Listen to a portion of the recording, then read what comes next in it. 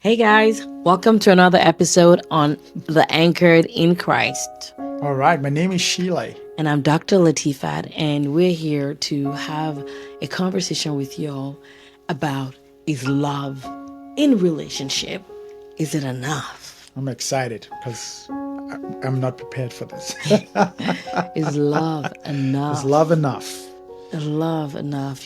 This was kind of prompted by a wedding that we were a part of. I'm not sure when this is going to be released, but this was a couple that almost didn't get married. They were going to call off their wedding, and eventually they went through some communication improvement stuff, and then decided to do the wedding. And I remember seeing them and just seeing the genuine love they had for each other. Correct. And I just had a moment where I was like, they almost threw this away, even though they loved each other. That maybe love is not enough. So take it away, Mr. Schilling. To where? Wherever the love takes you. So, yes, I think there is the love between a man and a woman, and that is all good. That is all by God. God made that kind of love. Like a romantic love. The romantic love, for sure. I mean, he established in Genesis chapter 2, he's like, man will leave his father and mother and, be married to one wife and they shall be one flesh. Right? Not 40 wives. No, one. Not 700. Not 700. And Jesus Christ now even took it a step further and said, what God has joined together, Amen. let no one put asunder. So that's the love we're talking about. But we've seen over time in our world, like in this marriage you just spoke of, that love that is, unfortunately, the one, when it comes to feelings, when it comes to emotions, that love is just not enough. It will not, you cannot take it to the bank, like people would say. At some point, there's a need for more than that, not to counter it, but to enrich it. So what I mean by that is there's some things you have to do. There's got to be communication. You have to keep getting better in communication. You cannot have it all. Like, you cannot be 100% in communication. You're always getting better because you're growing, your spouse is growing, and at different seasons of life and with different challenges, you have to learn to communicate better. So yeah, it is not enough. So the question is, what do we do? Number one is communicate better. So if we're saying that it's not enough, then what is missing? What are the other recipes that is needed to make relationships not work, but to make relationships fabulous? Right? I think number one is to really realize actually early that it will not sustain you. I think sometimes you can go through life and you're just ignorant of something, but I think couples need to understand that even before they step in, or if they're already married, that actually that feeling, that emotion will not sustain. It is good, it's healthy, it's encouraged, but it will not sustain you, because there'll be times when you will feel irritated, you will feel you're just not in the mood, you just feel blank or dry, and you need something else. And that's where, what else do you do? And that's why I said you have to now learn to communicate, for sure, because communication is just, actually that's another word for prayer, but communication is a way of knowing someone. Right? The other thing that I believe is a critical ingredient is respect. Important, critical, and we've had conversations where we've, sometimes, like once a year, we have a couple, we have couples together and we go through questions to strengthen relationships. And one of the questions we've asked in the past is respect versus love, which one is more important? And the fact that we could even ask that question tells you how important respect is. You absolutely need respect. It's like mutual respect and treating the other person how you would want to be treated, and not treating the other person or speaking of the other person in their presence or their absence in a way that would, dehumanize them, I don't know, dehumanize or demasculate, like masculinate, All the D's. all the D's, them, right? Because I think respect is just like a boundary that should not be crossed, in my opinion. So, there is a feeling of love that happens before people get married, but it also has to be nurtured and renewed, right? You have to find ways of continuing to fall in love with each other every day. And it's not just like I love you in words only, but it's in deeds and speaking the other person's love language. But I'm going to add respect to that package as well in terms of like what else could be important. And Shirley mentioned communication, the two-way street, the not just the speaking, but also being willing to hear and not speaking for the sake of speaking, but speaking to be heard in a way that makes it easier for the other person to hear you and incorporate what you're speaking of. And I would say, and this is something that I know I will always be working on. I think it's always thinking of the other person, always thinking of the spouse before you make a decision, before you do anything, even if it's something casual, even if it's something you just want to chill, relax, go out, whatever.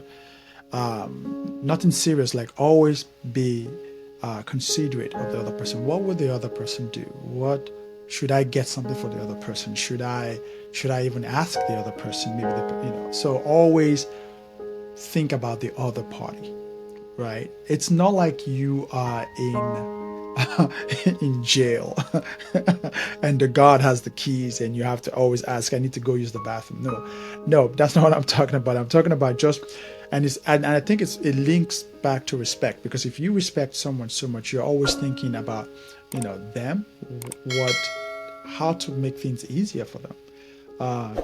I remember there was one time when Latifat started her money coaching, and I would struggle because I had my expectation, yes, that's the right word, was okay. Latifat will help with the cooking. She will help with food and the kids.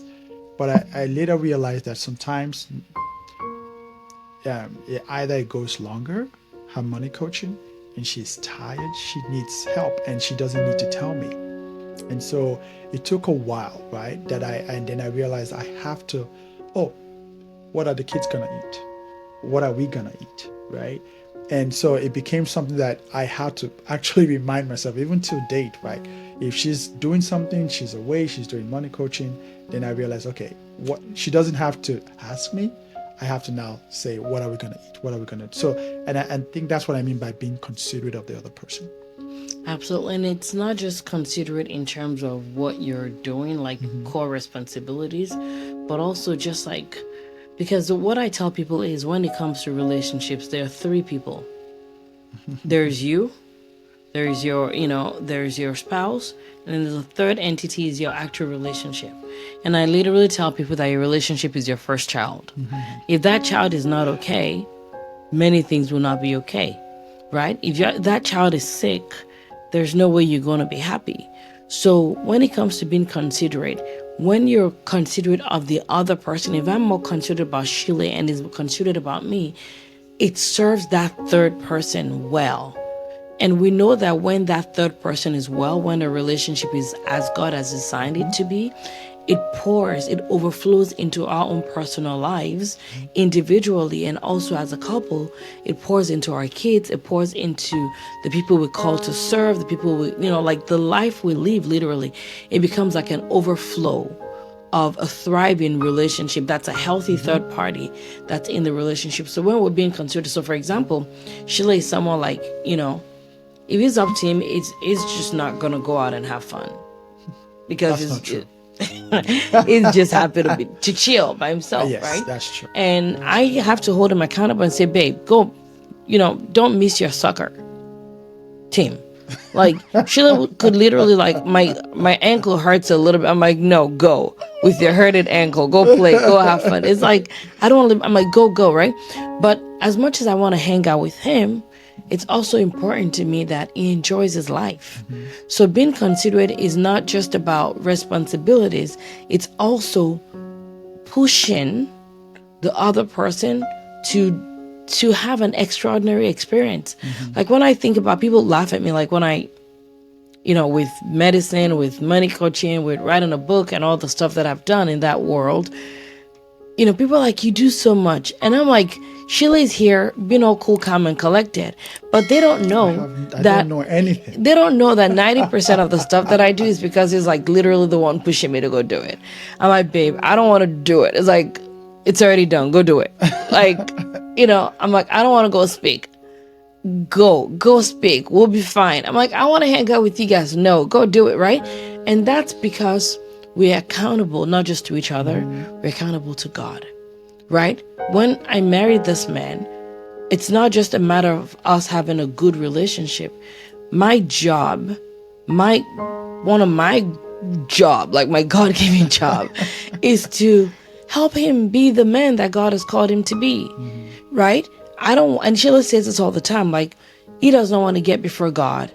And God is like, why isn't Latifat the best? And Latifat turns and goes, the man you created.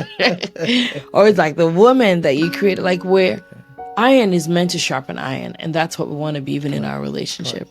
And I would say to that as well, you will always have expectations. But another key factor is compromise. You always have to learn to compromise. Not because you are wrong or not because you cannot have your way, but it also enriches the relationship because it's you actually sacrificing something for the marriage, for the relationship that you have with your spouse. And you're not going to like it.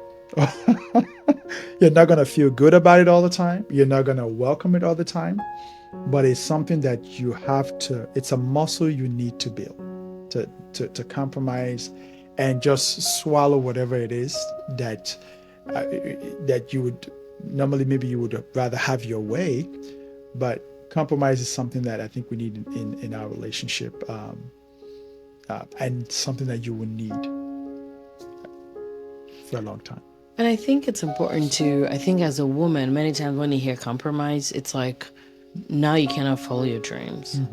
Now you cannot pursue that's not what we're talking about here.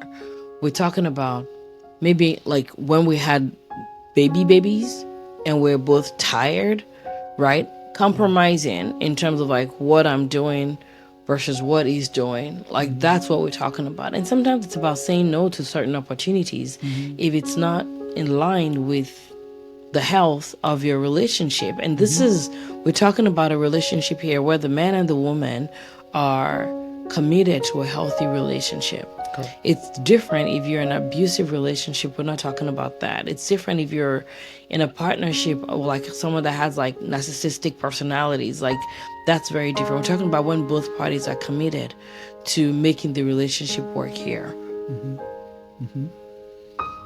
Is there anything else you want to add on? I think Ephesians 5, I know we did a podcast episode on Ephesians 5, but I think Ephesians 5 is just something you always keep going back to because it's that part of scripture that as a married couple you need to read again and again. Husbands, love your wives. What's the example? As Christ loved the church. How? He laid down his life for the church. And then Apostle Paul went into details. He says, the way you love yourself, the way you take care of yourself, the way you shower, well, I hope you shower, the way, Sometimes. the way you brush your teeth, the way you nurture yourself, nurture your wives. Like that's the specific example that God gave through Apostle Paul husbands. And then so likewise the wives too, respect the husband. And then he said something right before he started that whole address to the married couple. It said, submit to one another.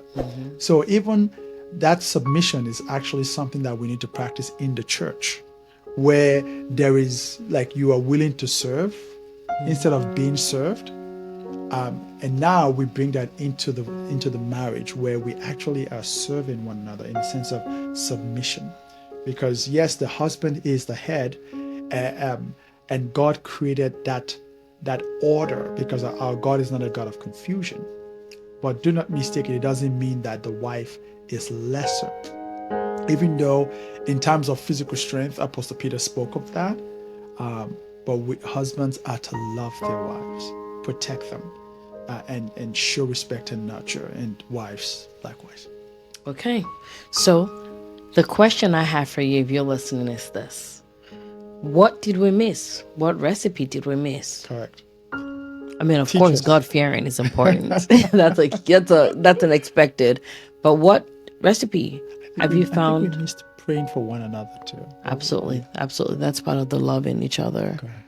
Agape love, like, absolutely praying for each other, encouraging one another with words, washing each other with words, right? Like appreciating one another.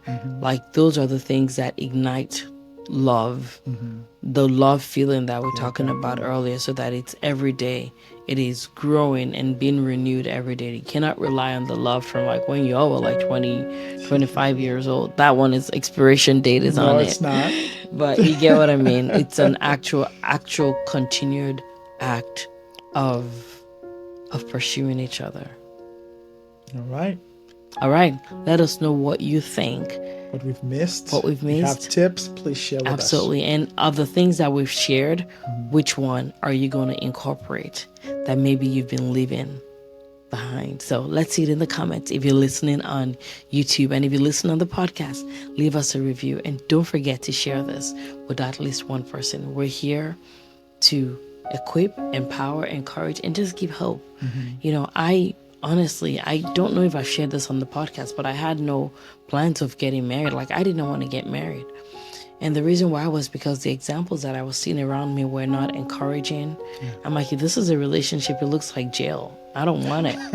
I'm like, I don't want it. Is this marriage? I don't want it. I'm out, right? Yeah. But one of the things that I'm grateful to God for was I was fortunate, blessed, and I definitely think it was God orchestrated to see a specific couple, and they showed by living it that friendship was possible in a relationship, that kindness, mutual respect, mutual love, elevating each other above one, thinking more of the other person was possible in a relationship. And honestly, I thank God, and I credit that experience and exposure to me being able to even have a healthy relationship today. Of course, I've taken it further by learning, by praying, by continuous submission. But it is so important that people see examples of imperfect relationship that are grounded in Christ, so that if that's what you desire, you will know that you're not alone in this, and it's possible. God is giving you all that you need for life and godliness, including examples that you've been looking for. All right. Love you guys. Thank you for joining us, and catch you in another episode.